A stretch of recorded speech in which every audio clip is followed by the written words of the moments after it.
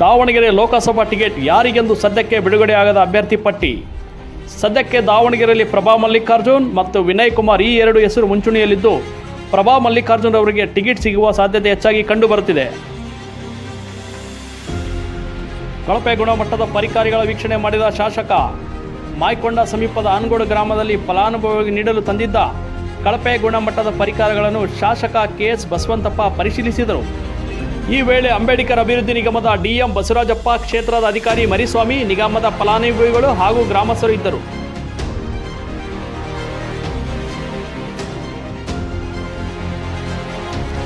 ಅನಿರೀಕ್ಷಿತ ಭೇಟಿ ನೀಡಲು ಶಾಸಕ ಬಸವಂತಪ್ಪ ಸಲಹೆ.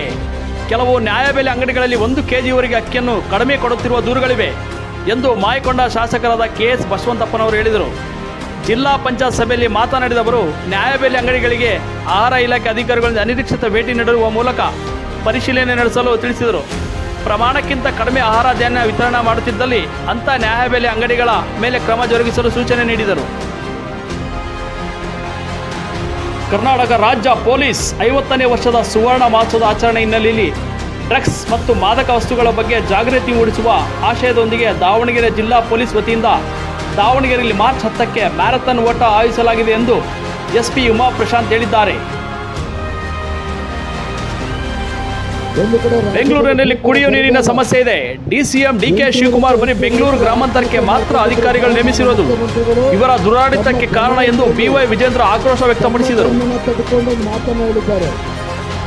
ಕಳೆದ 9 ತಿಂಗಳುಗಳ ಕಾಂಗ್ರೆಸ್ ಪಕ್ಷದ ಹೊನ್ನಾಳಿ ವಿಧಾನಸಭಾ ಕ್ಷೇತ್ರದ ಕೂಲಂಬಿ ಗ್ರಾಮದಲ್ಲಿ ಭದ್ರಾ ಉಪಕಾಲುವೆ ರಸ್ತೆ ಮತ್ತು ಸಂಚಾರಕ್ಕೆ ಜಾಗದ ಮಾಲೀಕರಿಂದ ಸಮಸ್ಯೆ ಕಂಡುಬಂದ ಹಿನ್ನೆಲೆಯಲ್ಲಿ ಗ್ರಾಮಸ್ಥರ ಒತ್ತಾಯದ ಮೇರೆಗೆ ಶಾಸಕ ಶಾಂತನಗೌಡ ಅಧಿಕಾರಿಗಳ ಜೊತೆ ಸ್ಥಳಕ್ಕೆ ಭೇಟಿ ನೀಡಿದರು. ಎರಡೂ ಕಡೆಯವರ ದೂರುಗಳು ಆಲಿಸಿದ ಶಾಸಕರು ಪರಸ್ಪರ ಮನವೊಲಿಸುವ ಮೂಲಕ ಸಮಸ್ಯೆಯನ್ನು ಇತ್ಯರ್ಥ ಮಾಡಿ ಸಾರ್ವಜನಿಕರಿಗೆ ಅನುಕೂಲ ಮಾಡಿಕೊಟ್ಟರು. ಈ ವೇಳೆ ಕಂದಾಯ ಇಲಾಖೆ ಅಧಿಕಾರಿಗಳು ಹಾಗೂ ಗ್ರಾಮಸ್ಥರು ಉಪಸ್ಥಿತರಿದ್ದರು.